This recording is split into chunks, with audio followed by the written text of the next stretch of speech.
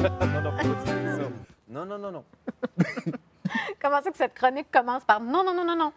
C'est un mystère. Mystère et boule de gomme. C'est ça, C'est ce qu'on qu'ils vous disent. racontera un jour peut-être. Désolé. Hein? Oui, voilà. Mais là, on va se parler de spiritualité. Oui, comme le disait le grand génie Einstein, je veux connaître les pensées de Dieu, le reste m'importe peu.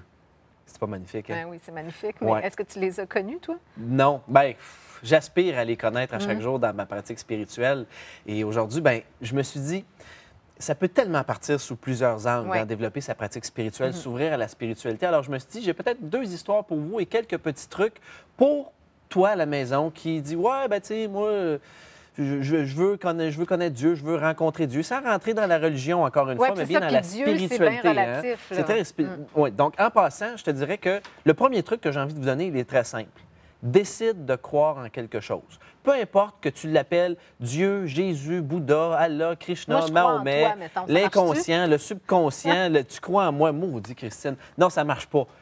Moi, c'est David Mickey Mouse, Bernard. George Bush, je sais pas. OK, c'est bon.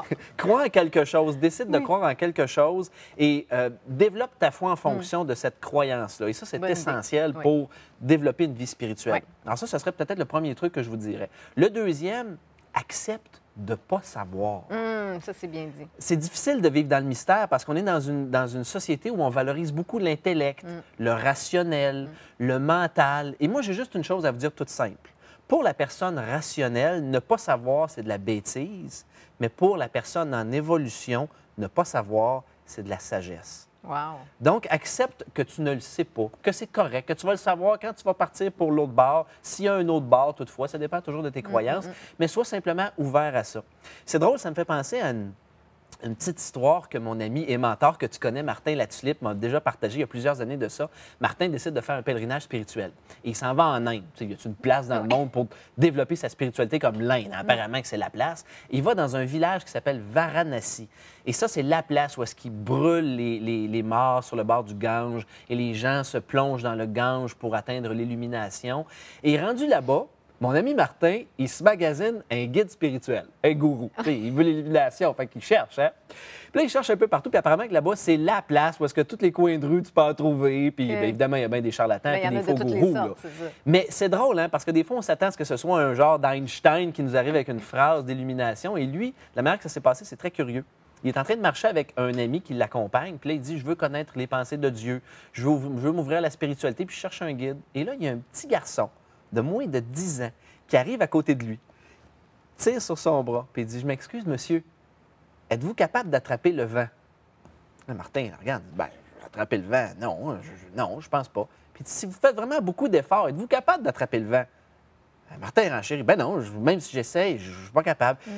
Ah, alors vous vous rapprochez de l'illumination, monsieur, parce que Dieu, c'est comme le vent. On ne peut pas l'attraper, on ne peut que le ressentir. Wow. Et ça, cette histoire-là, moi, depuis qu'il me l'a racontée, elle m'habite parce que ça me rappelle que si tu veux rencontrer Dieu, tu sais, je ne veux pas avoir l'air d'un illuminé, mais si tu veux le Non, je rencontrer, sais si que tu veux connecter avec lui, là, rappelle-toi une chose, OK? Tout ce qui se passe dans ta vie, petit ou grand, ce sont des paraboles avec lesquelles Dieu te parle et l'art de vivre, c'est de comprendre le message. Wow, que c'est beau. Hey, merci. Merci Ému. infiniment, David. C'est tout ce que tu me fais penser aussi. C'est comment, des fois, une pratique spirituelle, tu sais, ça n'a pas besoin d'être grandiose ou bien compliqué, mais quand tu dis de ressentir, juste quand on est dehors puis qu'on fait fonctionner nos 5 sens, qu'on s'émerveille de ce qui se trouve autour de nous, Ouais. je pense que ça peut être ça aussi, l'ouverture à la spiritualité. Voilà. Merci, mon beau Bienvenue. garçon. Après, Beau garçon! Puis spirituel en plus, ben, hein? écoute, ben, là, Le package. veux-tu qu'on fasse une annonce officielle ou on fait ça, on fera ça la va semaine être correct. prochaine puisqu'on va manquer de temps?